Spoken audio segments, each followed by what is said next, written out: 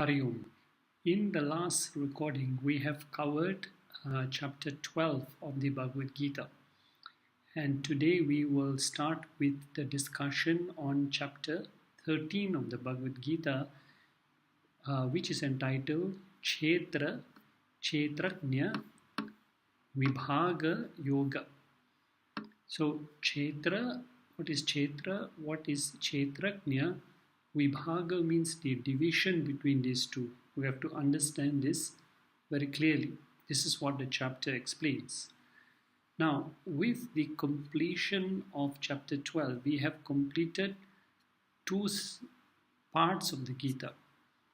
The first part is the first 6 chapters of the Gita, which deal with Jiva Swarupam, what is the essential nature of the Jiva. And the yoga that was emphasized in the first 6 chapters was Karma Yoga as a sadhana. And then also the third point that was emphasized in the first 6 chapters was the importance of individual effort, or what is called as Purusha Prayatana. How important is it for an individual to make effort on the spiritual path? Then in the middle 6 chapters, the topic was Ishvara Swarupa. First 6 chapters talked about the individual Atma, Jiva, and the middle 6 chapters talk about the Paramatma, the supreme nature of God. And what was the emphasis of the sadhana? Upasana Yoga was the sadhana which was emphasized. And the third topic that was emphasized is known as Ishvara Anugraha, which means the role of the grace of the Lord. So while the first 6 chapters recognize that we must put in effort, the middle 6 chapters say also we must surrender for the grace of the Lord also to support us also. Now, in the third and final section of the Gita, from chapters 13 to 18, the main topics are Jiva Ishvara Aikyam. So, the oneness of merging of Jivatma and Paramatma. First 6 chapters, Jiva's description was given. Middle 6 chapters, Ishvara's description was given. Final 6 chapters, how is this Jiva and Ishvara to be merged? And what was the sadhana for this Jnana Yoga, the pursuit of higher knowledge, Brahma Gyan, Atma Gyan, to understand how that the Jiva and the Paramatma must merge. And the third topic will be the importance of Satgunas, or what we call divine values, to be cultivated. So, so these are the main topics. Now looking at the final 6 chapters, chapters 13, 14, 15, the Jiva Paramatma Aikyam will be highlighted. How the Jiva merges with the Paramatma. Chapters 16 and 17, Krishna will highlight the virtues, the good qualities to be cultivated, and how we should cultivate these qualities. And then chapter 18 basically is a summary of all that has been discussed in the previous 17 chapters of the Gita. So the Jivatma Paramatma Aikyam should be understood with the example of waves and ocean. Waves and ocean are different. One is small, the other is big, huge. One is master, the other is slave. One is Nityam, permanent, the other is Anityam. One is the cause, the other is the effect. Thus, the differences between wave and ocean are there. But if we analyze wave and ocean from a subtle view, we conclude that actually, in essence, there is no difference between wave and ocean, as both are one water appearing differently. Similarly, there is no difference between Paramatma and Jivatma. In essence, both are nature of Satchit Ananda. The difference is only because we see Nama Rupa covering. So, however, on the path of Karma Yoga and Upasana Yoga, we see the difference in the two between Paramatma and Jivatma. But when we come to Jnana Yoga, we realize that both are one in essence. But Jnana Yoga is a long process, consists of Shravanam, Mananam, Nididhyasanam, and once we have systematically gone through Jnana Yoga, the conviction should be in us, I, the Jivatma and Paramatma are essentially one. So Krishna will also talk about the virtues, the divine virtues to be cultivated so that the mind is ready to absorb this very high knowledge. And these virtues will be discussed in chapters 16. There are 20 virtues given there. Also 26 virtues given in chapter 16. And we are supposed to take note of these virtues. In chapter 13 also, the Lord will give us 20 virtues. So chapter 13 there are 20 virtues, chapter 16 there are 26 virtues for us to know what are the values we should cultivate. Now this chapter, some of the Gita books have one extra verse. The chapter 13 contains one extra verse, verse number 1, which is a question by Arjuna, but some Gita books omit this verse. So that's why you have some Gita books have 700 verses, some have 701 verses. So it doesn't matter, we'll just look at this verse which is missing in some of the Gita books. Okay. Basically verse 1, the missing verse, is Arjuna's question. He asked the Lord to clarify 6 terms, 6 spiritual terms. Prakatim, Purusha, Kshetra, Kshetrajna, Jnanam, Jneyam. These are the 6 terms that Arjuna wants clarification. So Arjuna says, Veditum ichhami, I desire to know this, what is the definition of these 6 terms. Now, although there are 6 terms, but actually some of the terms are similar. For example, you can write these terms down again. Prakriti, Purusha, Kshetram, which is the title of this chapter, Kshetrajna, which is the second title of this chapter, Jnanam and Jneyam. So, if you look at the 6 terms, Prakriti and Kshetram both refer to material universe, which is known as Anatma, and both are perishable. So Prakriti is perishable. Kshetram also refers to this material universe, which is also perishable, known as Achetana Tattva. It has no consciousness and it is perishable. Then the other 2 terms, Purusha and Kshetrajnam, and Jneyam. Purusha, Kshetrajnam and Jneyam, all these 3 refer to the same principle, that is Atma Tattvam, that is consciousness, Chetana, it is consciousness. Thus, in short, these 5 terms can be grouped into 2 subjects. One is matter, that is Prakriti and Kshetram refer to matter. Purusha, Kshetrajnam, Jneyam refer to consciousness. And the final 6th topic is Jnanam, normally refers to knowledge, but in this context, in this context of chapter 13, it means the virtues to be cultivated for gaining knowledge. So as I mentioned, under the topic of Jnanam, Krishna will give in chapter 13 20 virtues from verses 8 to 12. He will mention 20 virtues which make, if cultivated in a human being, it will make the mind conducive to receive this knowledge and absorb this knowledge. So now there are actually only 3 topics. What is Atma or consciousness? What is Anatma or matter? And what are the values needed to be cultivated in order to gain this knowledge? So with this understanding now, let us go into verse number 1, which in our Gita book starts with Krishna himself speaking. So that our Gita book also, that verse number 1 from Arjuna is missing, but it is quite self-explanatory.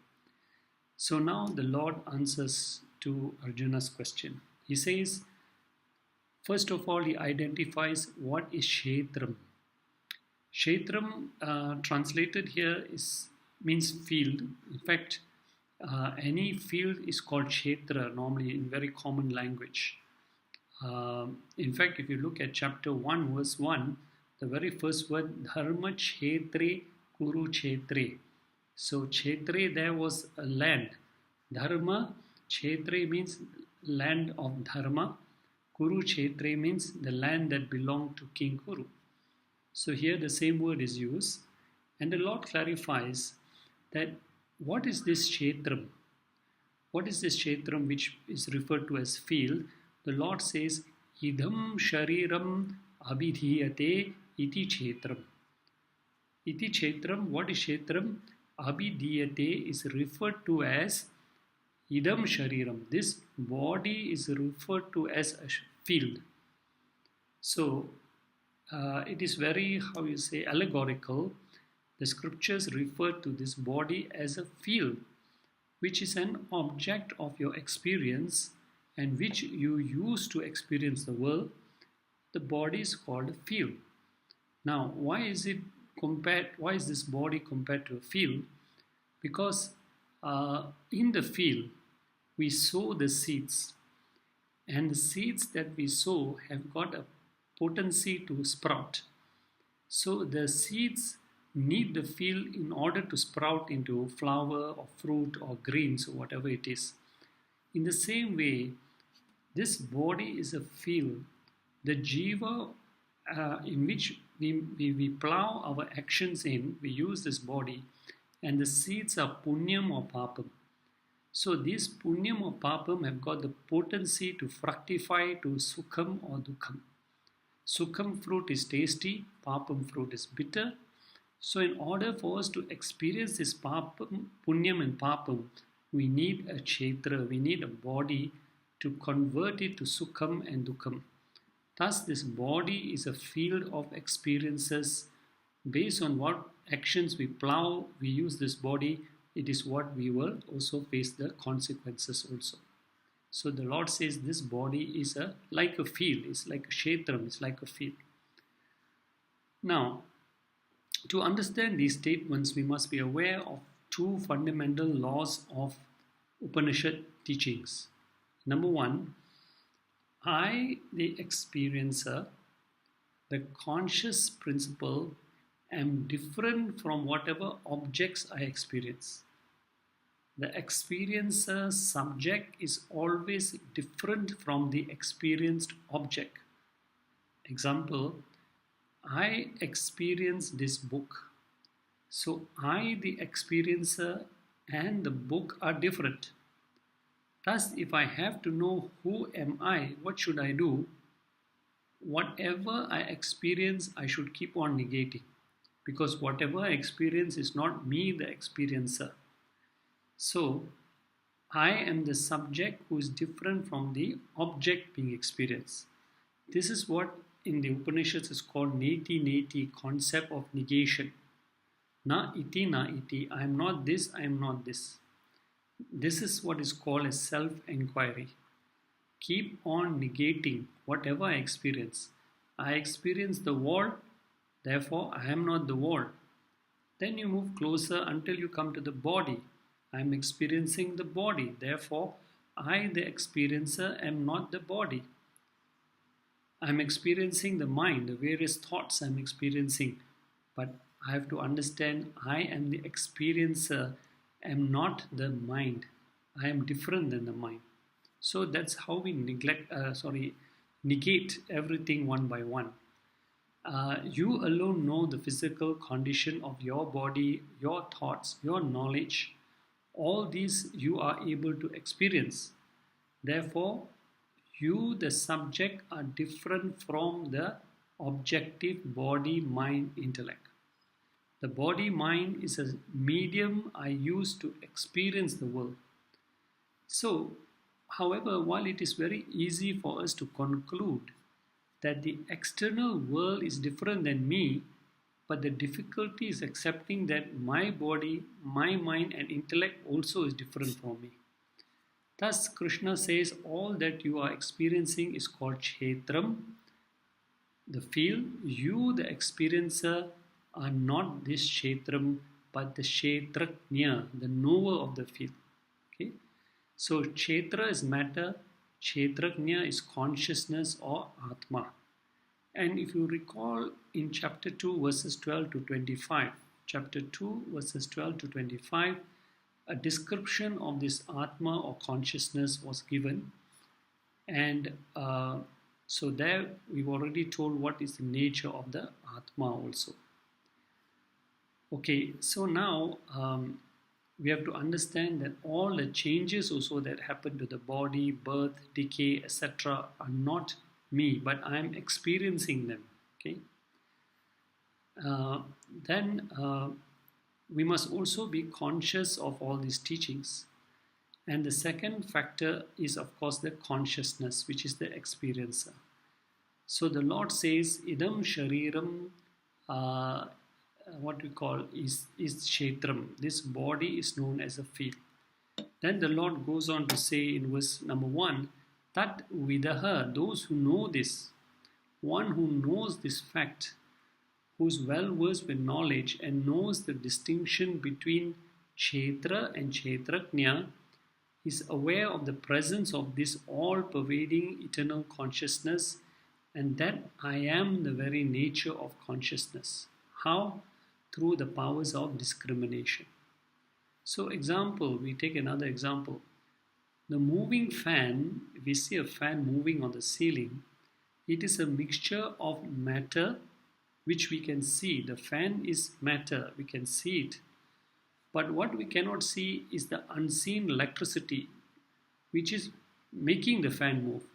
So although I'm not able to see electricity, but by my powers of understanding, I know that the fan is functioning due to the unseen electricity.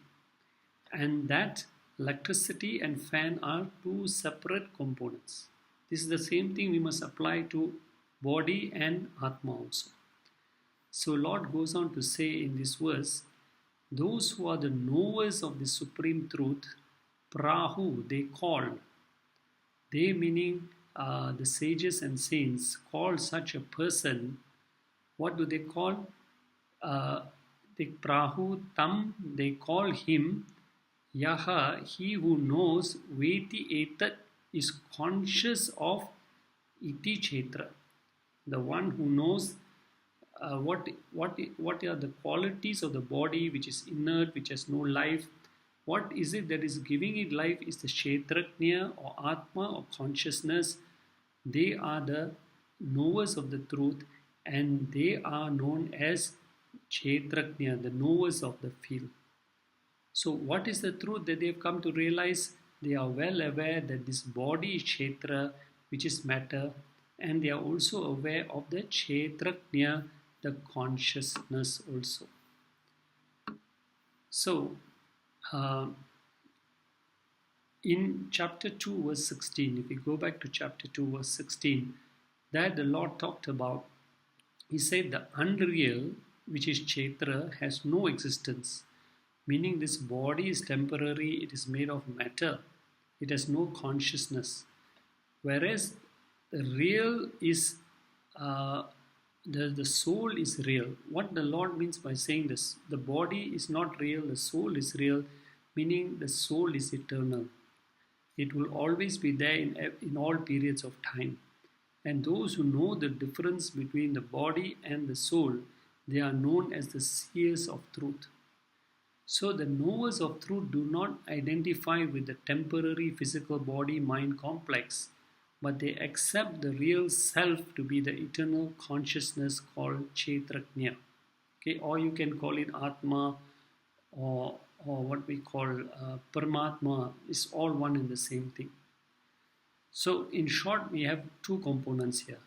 Kshetra, which is the field, Kshetrajna, knower of the field. Okay, so this is what we have to keep in mind also. Okay, now this is the crux of the chapter. So the Lord says, Yaha etat veti. He who knows is conscious of the truth, is conscious of his true identity. How do we know this? When we go through a study of the scriptures called Jnana Yoga, study of the self, Atma Gyan or Brahma Gyan. Now we come to verse number 2. So in the second verse now the Lord explains the all-pervading nature of consciousness. Because there is one consciousness in the body which knows about your own body. So every consciousness is aware of this own body. But we also have the universal consciousness which is aware of everything in the creation also. The all-pervading nature of Kshetrajna. So, but in reality, actually there is only one supreme consciousness. And this supreme consciousness is the experiencer of all the changes in the creation. So the Lord says, Cha api, okay, the one who has understood the distinction between Kshetra and Kshetrajna, Vidhi Mam knows me as Kshetrajnam, the knower of all the field, knower of the field in Sarva Kshetreshu, in all the fields. So I know my body, but when I come to the higher realization that I am that supreme consciousness, is when I identify with that supreme consciousness and I become the knower of all the fields, the entire creation. I become conscious of it. Okay. So there is only one universal consciousness that is pervading everywhere, and Vedanta calls this as Brahman, which is infinite, not limited, not conditioned by time and space. And this is very important point of consciousness is explained here as given in the Upanishads, that there is only one all-pervading consciousness everywhere. You don't have one Atma, I don't have one Atma. There is only one Atma existing everywhere. But once we identify ourselves as the consciousness within and also accept there is only one universal consciousness, such a person has claimed Aham Brahma Asmi, the highest teachings of Vedanta. Thus, may you understand yourself as the Kshetrajnam. The consciousness in the body is not different from the universal consciousness. Simple example again to understand this. If there is space inside the pot or there is air inside the pot, the air which is outside the pot is of the same nature. There is no difference between the air inside the pot and the air outside the pot. So ultimately we come to the understanding there is no difference between Jivatma and Paramatma. And the Lord goes on to say in this verse number 2, this jnanam, this knowledge is considered the knowledge. What is the most supreme knowledge? Kshetrak Nayor. To understand the distinction between Kshetra, the field, and Kshetrajna, the knower of the field, is called the ultimate knowledge. Meaning, this is the very knowledge which will be the cause of your liberation. Because once I don't have this knowledge, once I come to this knowledge, and I come to this conviction, Aham Atma Asmi, that will cause my liberation. But if I don't have this knowledge, then I identify with the body and I'm bound to commit the blunder of taking this body as myself. And once I accept this body as my real self, then the problem of samsara begins. Because body happens to be ever insecure. It is affected by desa, kala, prarabdha. Desa means the environment, kala means the time, prarabdha means the current karmas which I am facing. So I'm constantly tossed by this sense of insecurity, and by identifying with this body, I also worry about this body and everything else that is connected to this body. So the Lord says, Yat this knowledge of this kind, tat, that alone, that type of knowledge alone is known as jnanam. That is the real knowledge. That is the highest knowledge. Because it is the only knowledge that would lead to moksha or liberation. Right? And any knowledge which is opposed to this only takes us towards ignorance and bondage. So Krishna firmly adds in this verse number 2, Matam Mama, this is my view. So the Lord is saying, this is my opinion, and it is coming from Bhagwan himself. So before and after attainment of knowledge of Atma, one generally goes through 4 stages of understanding. Let us look at the 4 stages. First stage, I am the body. Before attaining the knowledge, I say, I am the body. Second stage, I come to the understanding, I am the body which has Atma.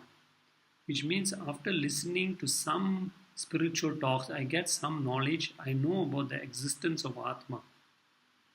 So I say the second stage, I am the body which has Atma. Then as I go up higher in knowledge, I come to the third level when I say, I am the Atma, I am the consciousness which has the temporary body. Now that the knowledge is more clearer, third level I say, I am the Atma which has the temporary body. And finally at the highest stage level 4, I say, I am the all-pervading Atma, when the knowledge becomes a conviction. So this chapter is very deep. We have to go very slowly and understand because it is explaining the most profound truth. So that brings us now to verse number 3. So Krishna has defined Kshetra, the field, Kshetrajna, the knower of the field. Kshetra is matter, Kshetrajna is consciousness. And whole creation, the entire creation, is nothing but a combination of Kshetra and Kshetrajna.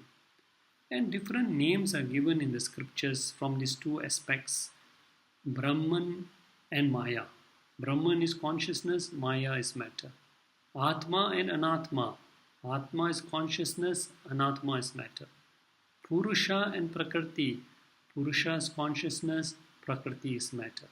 Chetana and Achetana. Chetana is consciousness, Achetana is matter. And what should we know is the qualities of both, so we can understand how to differentiate between the 2, matter and consciousness, and then question ourselves, which of the 2 am I? Because this body is a combination of matter and consciousness. I can't be both. I can't be perishable and imperishable. So we have to come to that understanding, who are we in reality. So the Lord says in verse number 3, He says, Shrunu me, listen now to me. Listen to me and I will explain these 2 aspects, Kshetra and Kshetrajna. So He says, Yat Kshetram, what is this field? May you understand, I will explain to you what is this field. Yadrakcha. Yadrakcha means what are the nature or the properties of this field. What is the definition of this field? What is the meaning of this field? What are the qualities of this field? Another name for the field is also given as Apara Prakriti, the lower nature. Okay. So the Lord says, I will explain to you what is Kshetra and what is its properties, Yadrakcha. And the next thing I will explain to you about the field is Yad Vikari. What are its changes and modifications? Because it is the matter which goes through all kinds of changes. The body goes through all kinds of changes, from black hair becomes white hair, skin gets wrinkles, the body decays, so it goes through various changes. So the Lord says, I will tell you about Kshetra, what is matter, what is nature of matter, and what are the modifications. And I will also speak about Yaha, who, Saha, he is. So, who he is here refers to Kshetrajna, the pure consciousness. Right? So this is how the Lord refers to as Kshetrajna. I will also speak to you about Yaha, who is Saha, who he is. Okay. And what about this consciousness? Lord says, I will talk to you about Prabhavas. Prabhavas means the powers of Kshetrajna. So what are the powers of Kshetrajna? I will also explain to you Samasena in brief.